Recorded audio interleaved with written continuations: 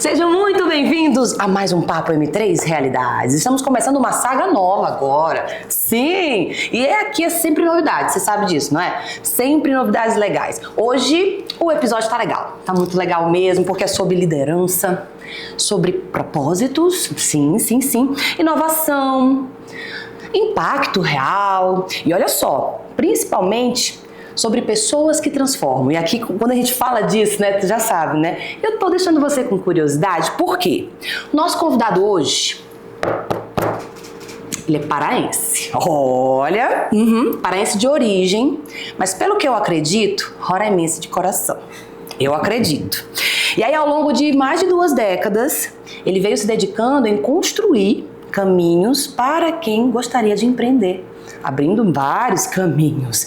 E aí, olha só, ele escolheu isso num dos estados mais desafiadores e ao mesmo tempo mais promissores do Brasil. Ai meu Deus, quem que você acha que eu vou conversar hoje? Sim, tô aqui com Emerson Baú, economista, gestor público, confere? Diretor e superintendente do Sebrae Roraima. Seja bem-vindo. Muito obrigado pelo convite, feliz de estar aqui participando. Gostou da abertura? Oh, chique, tá aí, tá legal, né? Tô dizendo. É porque, cara, tudo isso também não podia chegar assim. Oi, gente, tô com o Emerson Baú aqui. Não dá, não tinha como. Seja bem-vindo, querido. Ó, Abaetetuba, certo? Abaetetuba. Você nasceu em Abaetetuba, interior do Pará. Interior do Pará, lá no Marajó, nas ilhas do Marajó, lá. E como foi essa vinda pra cá? Foi algo intencional? Foi algo da vida, espontâneo, natural? Literalmente algo da vida, mas com a velha questão de que Roraima era uma terra de oportunidades, né? Eu nasci no Pará, em Abaetetuba, depois morei muito tempo numa outra região chamada Itaituba, que é uma região de garimpo, forte em garimpo. Saí de Itaituba porque não tinha faculdade, fui para Minas, me formei lá em Minas Gerais, em Uberlândia. Passei um tempo, depois de formado, no limbo em São Paulo, tentando achar alguma coisa, e quando meu irmão falou, olha, aqui tem grandes oportunidades, tem possibilidade de você se dar bem aqui. Seu irmão já estava aqui? Meu irmão já estava aqui, já trabalhava numa loja de material de construção, estava montando um negócio próprio. Ele falou, vem pra cá que tem grandes chances. E aí eu vim pra cá, em 99, chegando aí em Boa Vista. Então já pegou uma fase legal já, então. Aí em 99, veio sozinho? Vim sozinho, né? E aí a gente começou a atuar aqui profissionalmente. Aí é que é a questão, né? Foi a economia que te encontrou ou foi você que encontrou com a economia? Como é que foi esse encontro? Olha, eu tive, quando fui para fazer vestibular, eu tive a oportunidade de passar em 2 faculdades bem diferentes, né? Uma da outra. Tu estava realmente escolhendo teus caminhos, né? Uma eu estava na parte de economia e a outra zootecnia, ou seja, vai para o agro, alimentação animal, cuidado, manejo. Você se identificava com isso na época? Me identificava mais com a economia, por causa disso que fiquei com a economia. Tá explicado. Né? Entendi. E aí, chegando aqui, na economia tem uma matéria que se chama Elaboração e Análise de Projetos, que é a matéria que você vai trabalhar todo o conteúdo que você viu nas diversas disciplinas em relação a isso, aonde você vai fazer análise de viabilidade de um negócio. Né? Eu gostei da matéria, né? Me dediquei, fiz um bom trabalho. E quando vim para Boa Vista, eu identifiquei que o banco, em especial o Banco da Amazônia, né, a Sulframa, para poder fazer o financiamento ou dar os incentivos, precisava que as empresas apresentassem o tal do projeto. Eu falei, opa, essa parte eu conheço. E aí eu comecei a estudar como fazer essa parte de oferecer projetos de financiamento, né, como trabalhar a elaboração desses projetos de financiamento em cima da estrutura que eles exigiam, e eu fui me estudando para poder oferecer para os empresários. Então, quando você fala no início, né, da construção do caminho empreendedor para outras pessoas, é justamente isso. Entendi. Porque a gente consegue trabalhar o cliente desde o sonho dele de ter um negócio, né? Que ele queira construir, queira ampliar, queira reformar, e para aqueles que já têm um negócio, que queiram ampliar uma nova unidade, uma relocalização, a gente consegue consolidar esse investimento. Meio que tu se viu numa situação, resolveu para você, mas tu não se contentou e quis resolver para outras pessoas também? Que era uma oportunidade de ganhar dinheiro, né? Tipo assim, não foi de gaiato no navio, mas foi uma coisa meio que já...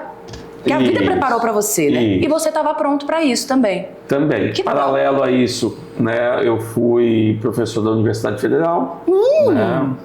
À época tinha poucos profissionais, né, para serem professores, e tanto é que eu consegui com a graduação apenas, né?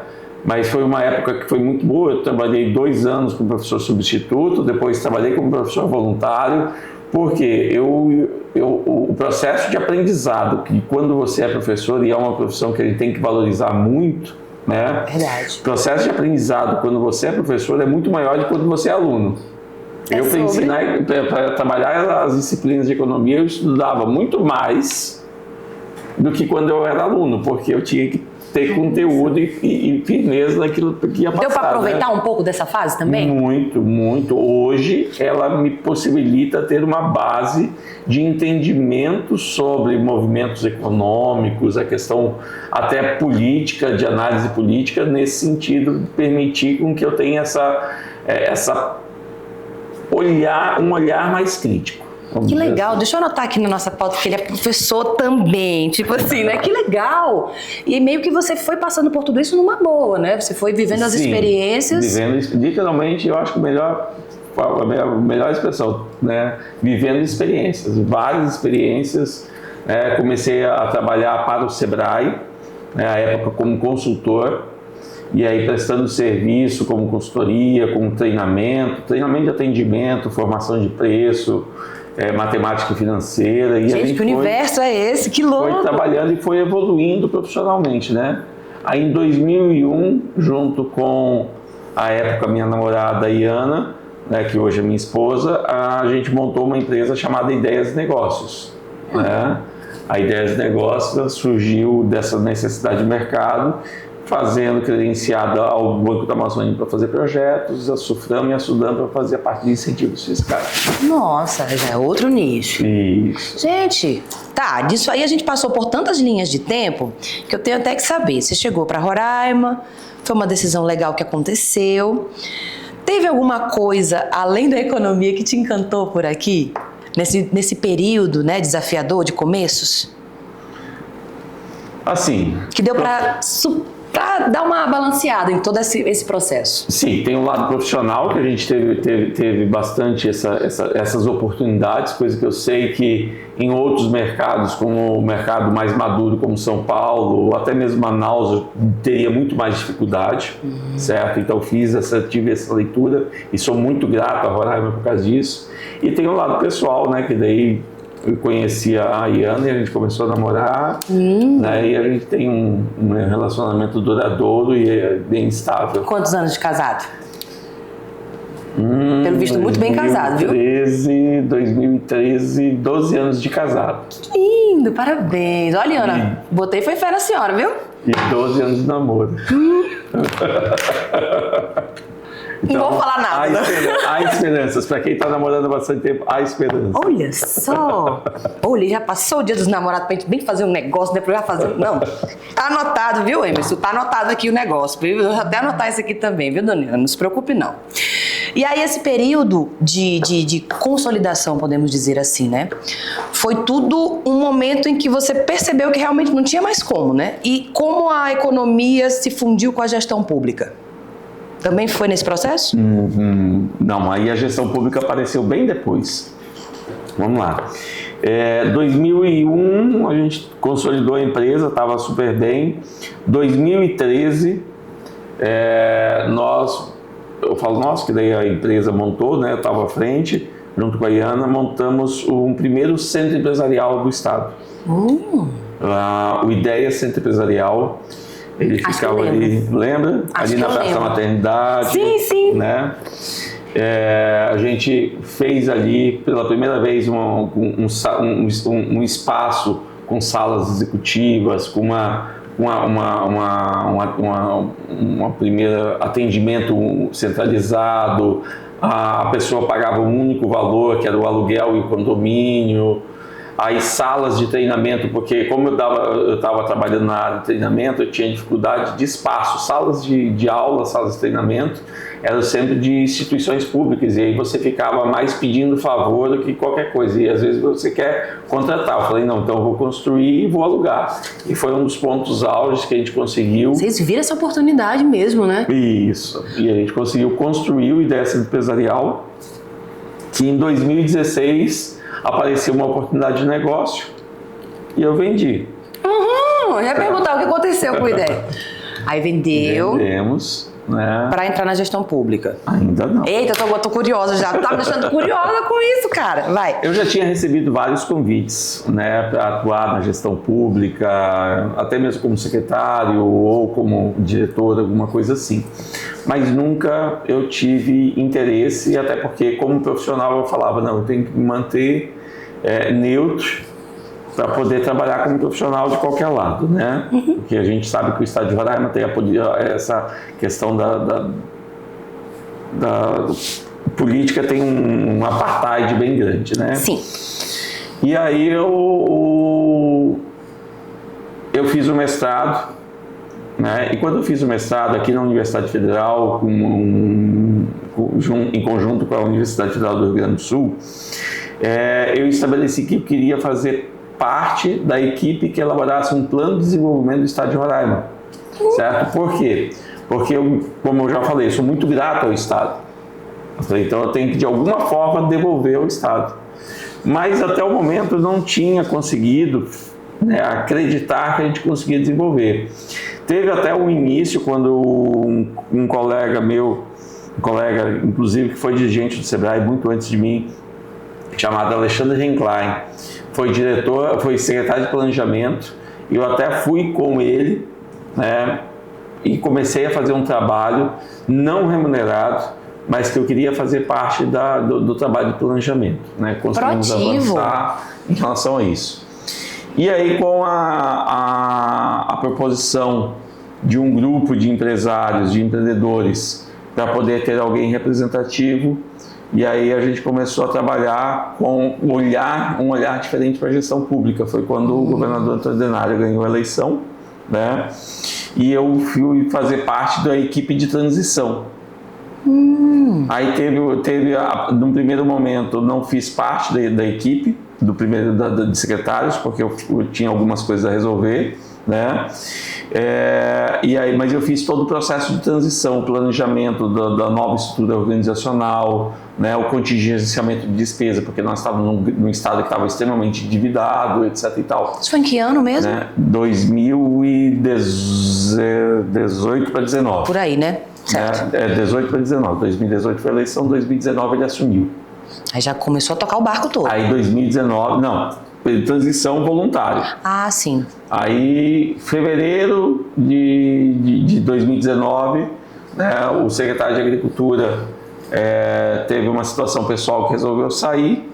Aí o governador falou que era o momento, né, fez o convite, que era o momento para estar assumindo a Secretaria de Agricultura, Pecuária e Abastecimento, da época, SEAPA. Se tivesse feito zootecnia, também tava legal isso aí, né? Tava na casa, né? Só que eu não sabia se eu ia conseguir fazer gestão, porque é o que ele me falou. Eu tenho muito agrônomo, eu tenho muito veterinário, eu tenho muito zootecnista. A parte técnica, eu sei que eu tenho competência, mas eu preciso de alguém que vá lá fazer gestão. E aí a gente entrou e muita gente não entendia porque que eu tinha ido para a Secretaria de Agricultura e não para uma outra secretaria, mas era por quê? Porque era a secretaria que ia mover a locomotiva do Estado dentro do planejamento, que era o setor produtivo, que era o setor do agronegócio. E a gente começou a traçar um plano de desenvolvimento, a gente começou a desenvolver o plano do Roraima 2030, né? À época o Marco Jorge, hoje deputado, era secretário de planejamento, a gente junto com a Secretaria de Planejamento começou a traçar esse plano do Roraima 2030. Então, aquela meta que eu tinha estabelecido no mestrado, de poder construir o plano, na gestão que eu participei, nos 4 anos que eu participei, eu tive a possibilidade de concretizar. E hoje a gente tem um plano para o estado de Roraima.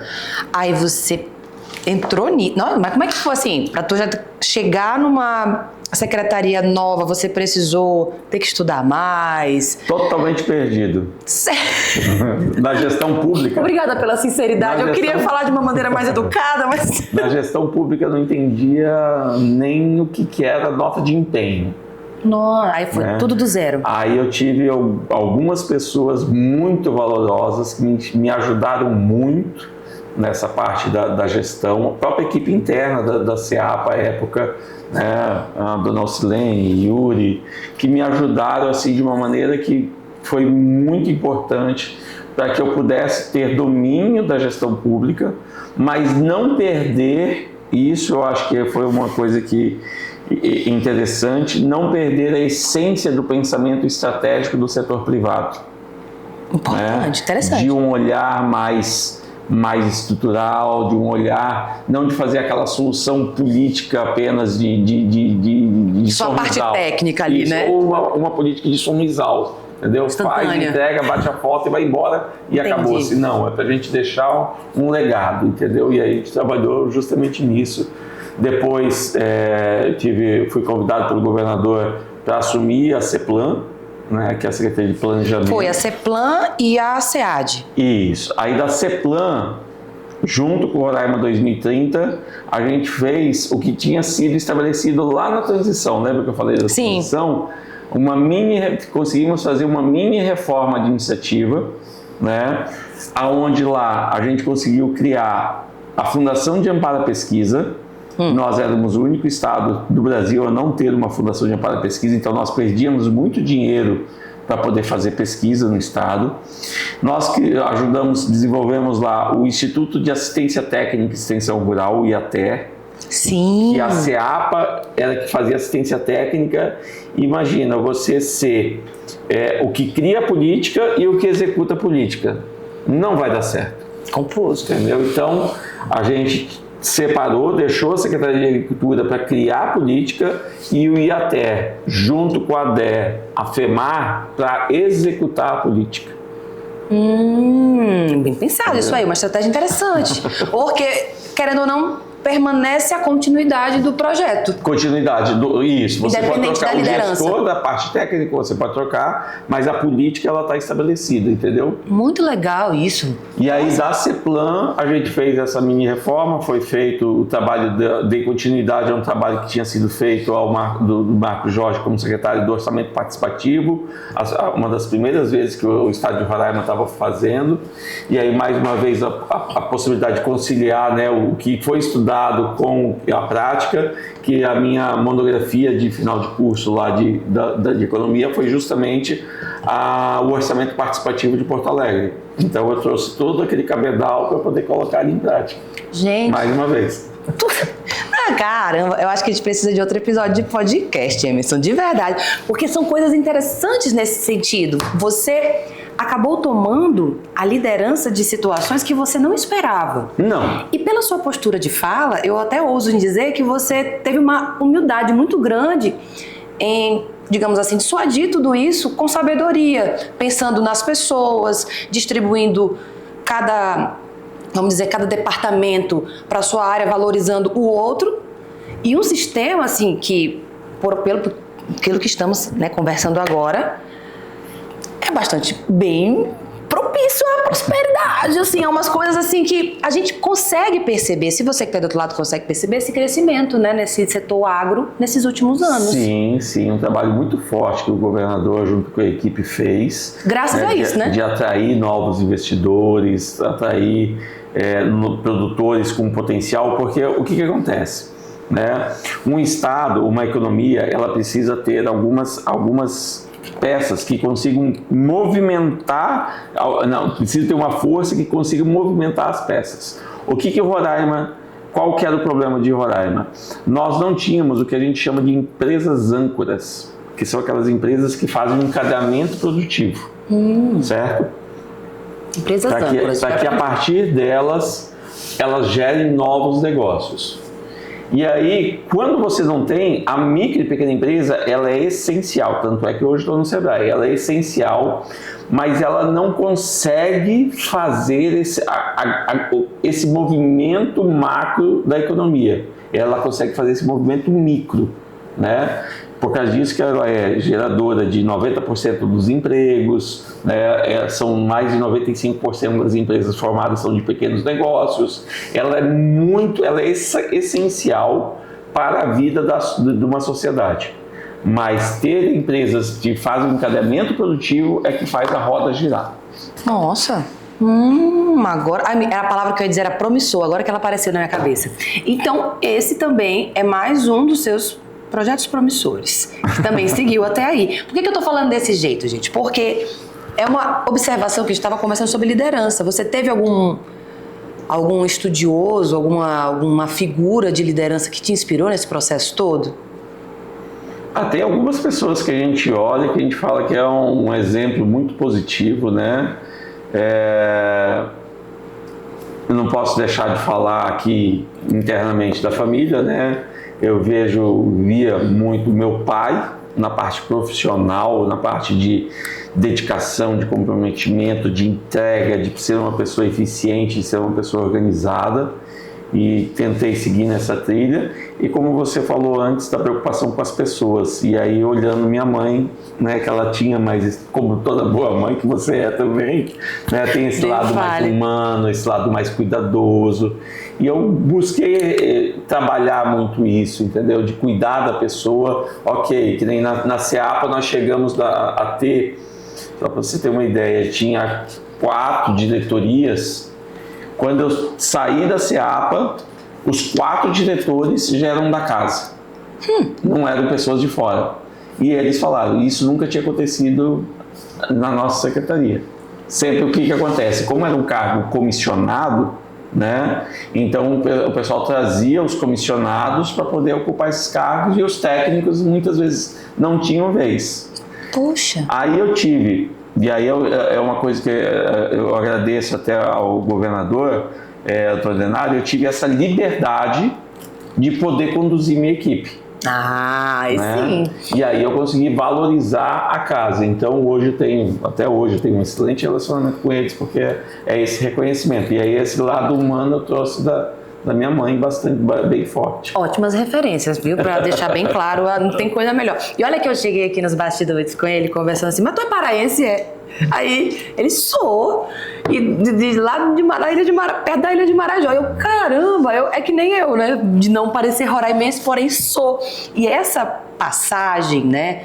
Eu percebo que tu entrou de cabeça na nossa cidade, no nosso estado. Uhum. E como é que foi para tudo isso que você passou até agora fazer você chegar a assumir a superintendência do Sebrae, né?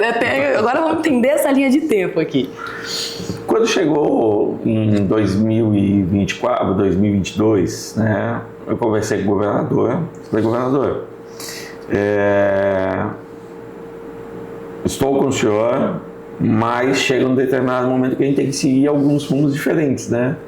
E eu falei, eu tenho interesse hoje de voltar para o setor empresarial, para o setor privado, e vou ficar com o senhor até o final. A gente vai partir para a eleição, vai fazer a transição, mas a partir de 2023 eu vou estar buscando novos caminhos. É por isso que ele é capricorniano, entendeu? É por isso, a pessoa muito... É isso e ponto.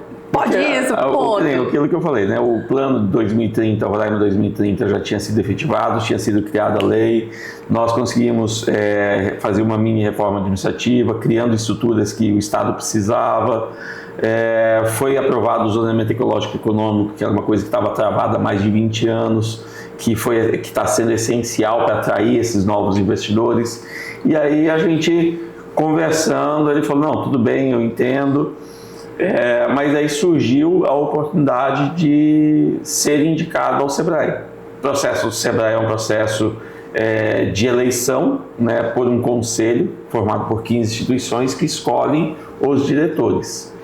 E aí a gente conversou, como eu estava muito ligado à agricultura, né, nós conversamos, o presidente Silvio de Carvalho da Federação da Agricultura na época fez o convite, muito próximo fez o convite, olha, a gente está organizando eu vou assumir, porque tem o rodízio, eu vou assumir a presidência do Sebrae, você não quer fazer parte da diretoria? Sebrae, 20 anos trabalhando com o Sebrae, sendo consultor, né, sendo prestador de serviço, eu falei, olha, eu tenho interesse, é uma instituição que tem muita coisa para contribuir para o estado de Roraima. Que legal! É uma outra vertente totalmente diferente do setor da gestão pública, mas é uma vertente que eu tenho interesse, que é desafiante. E é na barriga só as borboletinhas, tipo, opa, que legal, bora! E aí o presidente Silvio de Carvalho conversou com a presidente Isabel da Federação da Indústria, conversou com o governador e a gente alinhou para poder concorrer à eleição. E aí deu certo tu ganhar. Que legal! 15 votos. 15 dos 15. 15 dos 15. Tudo bem. Vou anotar aqui isso aqui também. Uma dúvida que eu estava querendo te perguntar um pouco anteriormente é desses projetos todos, né? Porque eu já percebi que você tá com os números na cabeça. Tem um que tu tem mais carinho?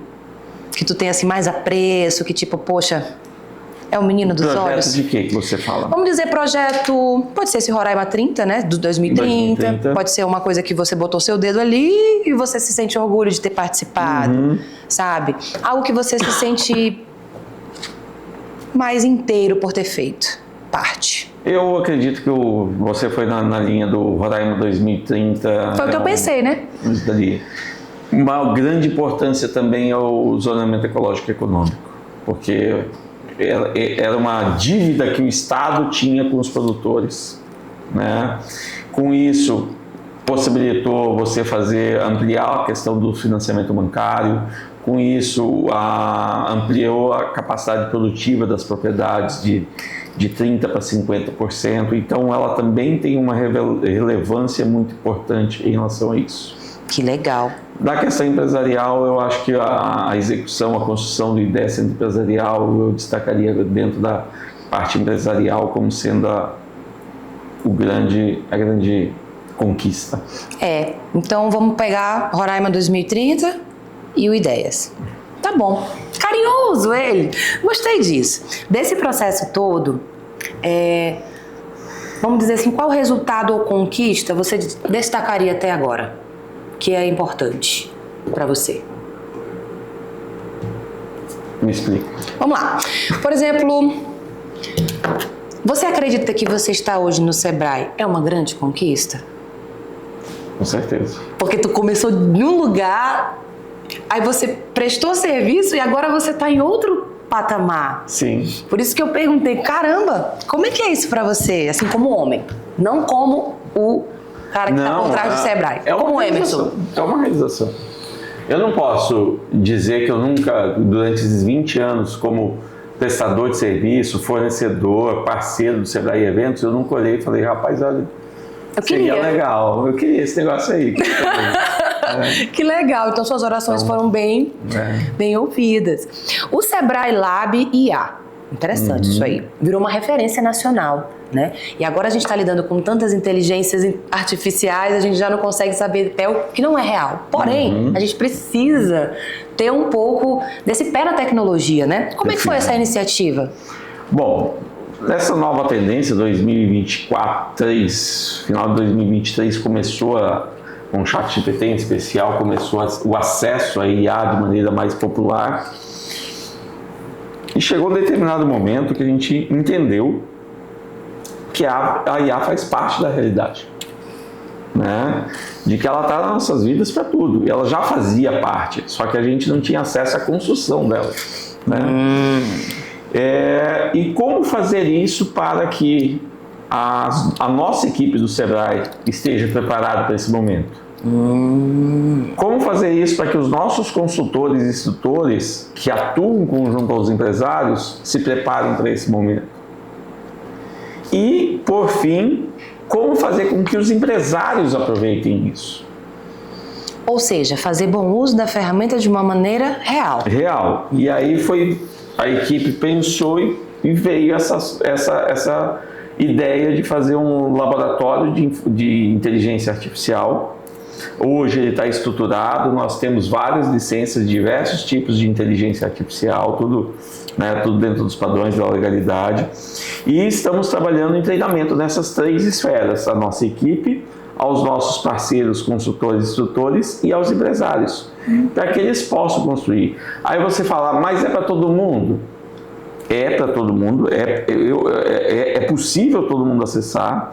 Neste momento não é todo mundo que vai dar a importância necessária. Porque eu estou num negócio tradicional que a IA não faz diferença. Faz. Eu acredito também. Tem que saber utilizar, certo? Então, porque a IA te ajuda, se você quiser fazer, eu tenho uma padaria lá no Silvio Leite, certo? Ela te ajuda a organizar o sistema de produção, ela te ajuda a buscar, a fazer a propaganda, certo? Então ela pode fazer isso. E dentro desse lado de IA, a gente capacita o empresário a pensar nesse sentido. Mesmo aqueles que tenham pouca conhecimento da área mesmo. Conhecimento da área. Ou seja, pouco nenhuma, né? No caso, vocês não dão prompt pronto. Não. A gente trabalha para que ele possa aprender a estruturar prompt. Que tudo! Isso é legal. Hoje em dia, isso não é nenhuma ferramenta. Isso aí é uma... O que é melhor que uma ferramenta forte, assim, né? Porque hoje em dia eu vejo... Tudo é gerado por IA. E às vezes existem pessoas que têm pouco conhecimento que ficam assustados. Mas eu acho que toda ferramenta, sendo utilizada com um bom propósito, não tem como ela fazer mal. Sim. Né? Você pega, vou dar um exemplo simples. Você pega esses dias, nós trabalhamos com uma senhora que ela vende produtos de beleza. Certo? Ela é revendedora de algumas marcas e tá ali.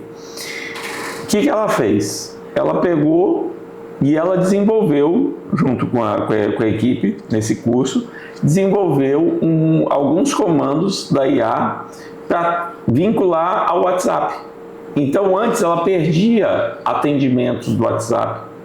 Né? Então agora é aquele atendimento automático, você já deve ter sido atendida por WhatsApp, 1, 2, 3, já, sim. Aí você clica no 1, ele responde, mas mais do que isso, o WhatsApp, essa inteligência, ela tem um comando lá que diz que dali a 2, 3 dias, daí fala, olha, fulana, você não respondeu a pergunta do cliente tal. Para quê? Para que ela não deixe passar esse cliente. É saber aproveitar as oportunidades. Realmente. Ela podia ter pensado de outra forma, mas ela pensou de uma maneira melhor pro negócio dela. E é um negócio seguir, é venda mesmo. Nossa! Nossa! Beleza. Agora, já que a gente está falando de tecnologia, você acha que o Sebrae tem essa... Acha não, né? Vamos falar dessa forma, né?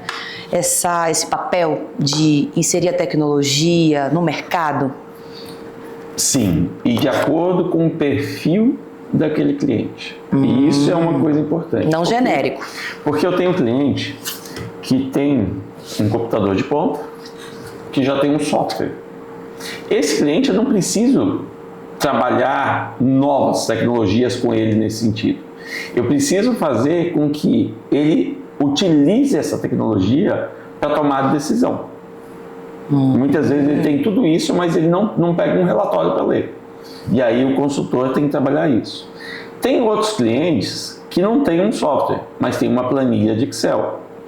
Aí a gente já tem que trabalhar para que ele evolua até chegar a um software, que é muito mais evoluído que uma planilha de Excel. Mas eu não posso esquecer que tem aquele que utiliza a caderneta. O caderninho, aquele caderninho espiral. Tem muito ainda? Tem muito ainda. Nossa! E que esse ele precisa de uma ferramenta que todo mundo hoje tem um celular na mão, certo? Para poder fazer o controle. Hoje ele não pode mais não ter a maquineta de cartão de crédito ou vender no Pix. Então ele precisa ter todo esse controle, porque essas vendas aqui, todas vão para os controles das instituições de fiscalização. Então ele precisa estar organizado. E aí é onde a gente entra trazendo essas inovações para esses negócios. Não só tecnológicas, não só tecnológicas, mas de gestão, de produção, isso de é legal. Eficiência. Isso tudo a gente bater na porta do Sebrae a gente encontra. Com certeza encontra. O Sebrae tem projetos com migrantes e refugiados, né? Que é o Empretec. Tem como tu me falar um pouco sobre a Empretec para entender? Oh, Jesus. Mas pouco. Brincadeira, não. Fica à vontade. Não, o Empretec ele é um divisor de águas. Começou bem? O Empretec é um divisor de águas, né? Eu fiz o Empretec em 2001. E hoje, se você me perguntar, o profissional que eu sou, boa parte eu estabeleci pelo Empretec. Inclusive, o centro empresarial, eu fiz minha meta de 20 anos dentro do Empretec. Conta essa história aí. Caramba, vamos lá, bota mais fita aí, por favor. Então, o Empretec ele é um divisor de águas para quem participa, né? Eu tive a oportunidade de até entrar na gestão pública, de depois ser selecionado para ser um dos instrutores do Empretec, né? Trabalhei muito com várias pessoas, é um aprendizado muito grande. Você como instrutor, você aprende tanto quanto participante. E quando no Sebrae agora, né, a gente identificou a necessidade de oferecer, ter a parte da responsabilidade social, né? Tem o foco no negócio, no empreendedorismo, em fazer as pessoas ganhar dinheiro, mas também o Sebrae precisa ter responsabilidade social, porque o recurso dele, ele vem dos empresários e a gente tem que devolver para os empresários nesse sentido. Então, a gente fez um trabalho em parceria com a Acnur, né, a Acnur Roraima, e conseguimos ano passado e esse ano executar 2 Empretecs específicos para refugiados. Mas além do Empretec, a gente já trabalhou com capacitações, com atendimentos, com formalização, para que eles possam crescer e evoluir nesse sentido e fazer verdadeiramente eles se integrarem à sociedade. Eles já estão integrados, então, mas eles se integrarem de forma verdadeira. Você está pensando em todos os pontos mesmo. Nesse processo, teve alguma história que te marcou, que tu não tem como esquecer? Tu fala dos refugiados ou do Empretec? Pode ser, dos dois. Uma história que, entre esses dois paralelos, lhe chamou a atenção e você não esqueceu até hoje.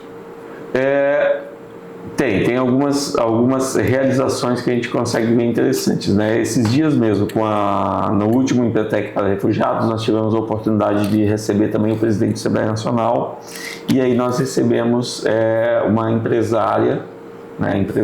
Uma refugiada que é empresária, que contou que depois do Empretec ela tinha um restaurante, na verdade ela vendia marmita, né? E que com o Empretec ela estruturou um restaurante e que hoje ela vende o dobro do que estava vendendo. Hoje ela consegue gerar riqueza, gerar dinheiro para dar sustentação, para a qualidade de vida para a família dela e das pessoas que estão com ela. Dormir tranquilo à noite, sabendo que ajudou. É bom, é bonito, é bom. É um sentimento muito gostoso. Espero um dia passar por isso também. Nesse processo, como é que você vê que o Sebrae continua sendo ponte? Vamos falar pro geral? Ainda mais no mercado econômico de Roraima. Vamos falar nesse mercado. O Sebrae é uma ponte para tudo. Eu não tenho dúvidas de que, como eu falo, né, o Sebrae em São Paulo, o Sebrae em Minas, ele é uma instituição de desenvolvimento. Mais uma, né? Entre várias que tem. Mas num estado como Roraima, Amapá, Acre, estados menores, Sergipe, o Sebrae se torna a instituição de desenvolvimento. Ela passa a ser um ente muito importante, porque nós fazemos entregas efetivas, entregas reais que fazem a transformação. Fazem a transformação de um exemplo muito bacana da dona Eliane, professora aposentada do Instituto Federal, da parte de bioquímica. Tinha lá diversas pesquisas, chegou na pandemia, não tinha mais aula, já estava aposentada, não tinha o que fazer, ela falou, vou desengavetar isso dali. E começou a trabalhar para produzir o que ela estudou por muitos anos. O Sebrae lançou um edital para negócios inovadores, certo? E ela se candidatou. Então o Sebrae injetou uma parte do dinheiro e hoje a dona Eliane tem a Savana Cosméticos, já vendendo para 6 estados do Brasil. Poxa! Entendeu? Parabéns, então, quando eu falo de transformação, de ponte para a transformação, é isso. O Sebrae é uma ponte para a transformação econômica, ambiental e social. Eu não tenho dúvida. E como economista, não, como o Emerson Baú, apenas o Emerson, como é que você vê Roraima sendo promissora? Como que você enxerga agora? Como eu falei lá no início, né? Hoje nós já temos algumas empresas âncoras. Posso citar nomes? Olhando para a diretora. Cita nomes. Como a indústria Serra Verde, certo? Que é uma indústria de processamento de soja, que já está vendendo a soja, já está comprando a soja dos produtores, já está fazendo o farelo de soja, já está exportando. Acho então que a nossa uma conversa assim, um tempo desse. Então a nossa soja não vai em estado bruto mais para fora tanta, 100% como era antes dessa indústria. Sim. Certo? Só que agora ela vai começar a fazer o óleo de soja. Então nós vamos ter uma marca de óleo de soja de Roraima. Certo? Então você vai estar na prateleira do supermercado soja de Roraima. Assim como nós temos o arroz, né? Assim como nós temos a carne. Marcas de Roraima. E aí, o que acontece? Quando eu tenho uma indústria como essa, como eu tenho uma indústria de etanol de milho que a gente está buscando daqui uns dias, está sendo implantado, você começa a trabalhar numa cadeia, porque esse farelo ele vai servir para alimentação de pequenos animais. Então eu vou conseguir viabilizar a criação de ter avicultura, ter suinocultura. Então, a questão do gado leiteiro. Aí nós vamos ter leite, para fazer doce de leite. Gostei disso. Então, você tem várias cadeias que começam a trabalhar por essa grande alavanca que vai gerar uma série de outros pequenos negócios em relação a isso. Então, eu vejo o Roraima entrando numa fase da agroindustrialização, certo? Da prestação de serviços especializados. São serviços especializados. Você imagina, nós temos aí estudantes do curso de agronomia que estão montando empresa para operar drone. Caramba! Há 4 anos atrás eles entraram achando que ia operar trator, uma maneira de falar. Aí hoje eles já estão operando drone. Então, é esse tipo de serviços especializados que eu estou falando, é de pensar. Então, contadores especializados, pessoal que trabalha com a questão da internacionalização de empresas, que daí é outra situação que eu tenho certeza que a gente está se transformando no hub. Né? O que é hub? É aquela que faz a conexão, né? De um ponto faz várias conexões. É um hub logístico. Né? A Receita Federal aí lançou uma concorrência para a construção de um porto seco. Já teve concorrência, foi extremamente supervalorizado, vários concorrentes, e a gente vai ter um porto seco que vai ampliar ainda mais essa questão da exportação e com a possibilidade do fortalecimento dos pequenos negócios entrarem de fato nesse mercado internacional. Então eu vejo Roraima conseguindo construir um caminho muito bem pavimentado para o seu desenvolvimento. Com o desenvolvimento econômico, automaticamente a gente traz o desenvolvimento social. Né? Eu não consigo ter um desenvolvimento social lindo e maravilhoso com um Estado pobre. Não tem como. Discrepante. Não tem como só o Estado cobrir todas as necessidades da população. A gente já viu isso em Roraima, já viu isso no Brasil, de querer o setor público ser o predominante. Quando isso acontece, você não tem um crescimento, você tem uma estabilidade. E é aquilo que a gente sempre falava para Roraima. Roraima tem um teto, um piso seguro, porque o setor público garantia. Mas o nosso teto era muito baixo. Eu não conseguia crescer. Entendeu? Porque as empresas, você olhava, mas por que as empresas daqui não crescem? Por que as empresas não se desenvolvem? Porque o nosso teto era baixo. Porque a nossa economia tinha não permitia eles crescerem. Isso aí na época de 98 pra cá, eu lembro que era muito comentado entre as famílias, pelo jornal, das coisas. Caramba, não tem empresa em Roraima, não tem nada que faça a cidade crescer. Isso entre as casas, nas igrejas. Isso. Hoje a gente já pode ver isso de uma maneira diferente. Vou dar um exemplo de um segmento que a gente vive no nosso dia a dia, supermercados. Quantos supermercados, vou dizer grandes para nossa realidade de Roraima, grandes nasceram de 2000 até 2014, 2015. Vixe. Quantos nasceram e quantos ficaram grandão e quebraram? Hoje você tem alguns que começaram em 2012, 2015, que hoje já estão consolidados. Estão crescendo e dificilmente, só se fizerem um erro de gestão muito grande, certo? Não vão quebrar novamente. Mas por quê? Porque o nosso teto ampliou e ele está conseguindo escalonar. Porque para um negócio dar certo, ele precisa escalonar. Para uma artesã ganhar dinheiro, ela precisa escalonar. Entendi. Se ela vender 5, 6 pecinhas, ela não vai conseguir sobreviver. Agora, se ela começa a vender 50, 60, 500, 600, aí ela, opa, esse negócio de artesanato é um bom negócio. Tu acha que é por isso que às vezes as pessoas começam algum negócio? Poxa, eu vendi 1, vendi 2, já pensa em desistir. Tu acha que é falta de planejamento? Falta de planejamento. Entrou no negócio sem saber efetivamente a essência do negócio. Né? Você entra num negócio, você tem que entender que ele tem um período de maturidade e que nesse período de maturidade provavelmente você vai sofrer bastante. Bem lembrado, deixa eu anotar isso aqui mais um pouquinho. Agora a gente pode ter um papo mais leve? Mais levinho, assim, pra gente... Porque, olha, esse universo da economia, pra mim, é novo, gente. Eu gosto de estar aprendendo aqui junto com vocês. No caso... Agora eu vou fazer, né? Vou deixar uma dúvida no paraense. Comida roraimense ou comida paraense?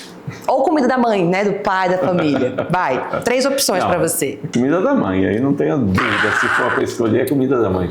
Mas em termos de gosto e sabor, a comida paraense é inegável, que é uma das melhores do mundo. Eu botei o cara na parede, né, gente? Qual que você mais gosta da comida paraense?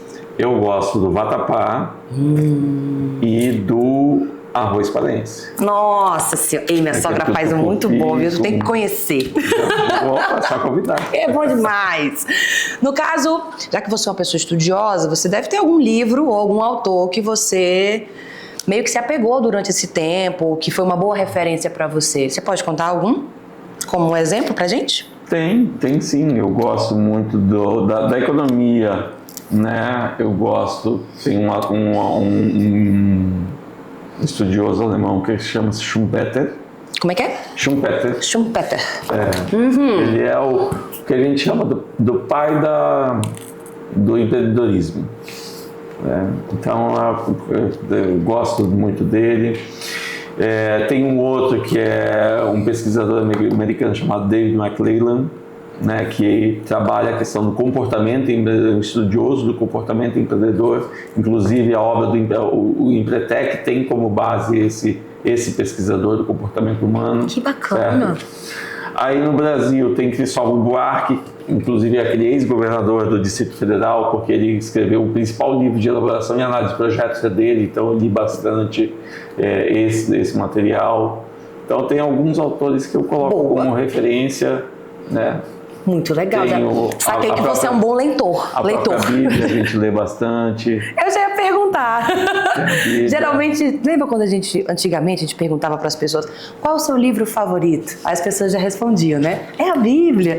Não, mas eu acho que você faz parte da leitura, que é importante também ter esse contexto. São referências ótimas. São referências, porque você leva como referência pessoal, referência religiosa, mas também você tem toda uma história ali, né? São bases. Você consegue entender um pouco do movimento histórico. Muito bacana. Ei, você é meio nerd, assim. Eu acho que eu descobri um lado meio nerd, estudioso. Bem que o pessoal falou que você é uma pessoa muito dedicada. Tô começando a pegar as manhas aqui. Um lugar de Roraima que virou teu refúgio. Que você tem um carinho. Minha casa vale? Vale, eu já ia falar, sua casa vale. Olha, para um capricorniano, essa resposta aqui é muito de praxe, para fazer minhas pesquisas tradicionais. Não, mas assim, tem alguns lugares que eu gosto, né, de estar. Tem alguns municípios que eu acho legal de visitar. Entre eles eu destaco Caroebe.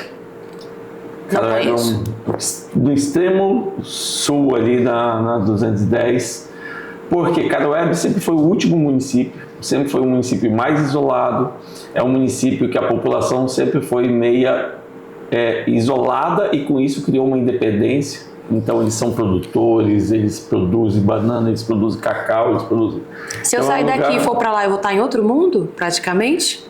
É uma realidade bem legal, sabe? É uma realidade legal para conhecer. Fica a dica, gente. Fica a dica para vocês. Não é um lugar bonito, paradisíaco. Para quem gosta, para quem quer chegar em centros urbanos, né? Vai sofrer um pouquinho. Mas é um lugar legal para você conhecer o sistema produtivo, principalmente da pequena agricultura, da agricultura familiar, para quem gosta de conhecer histórias. Lá tem o Lago de Jatapu, da usina, para quem gosta de pescar. Que legal. Achei interessante tu falar Caroebe, eu fiquei agora pasme. E uma mania, hábito que você não abre mão? Eita, esse é o momento. Bota a música de fundo de tensão aí. Mania que eu não abro mão.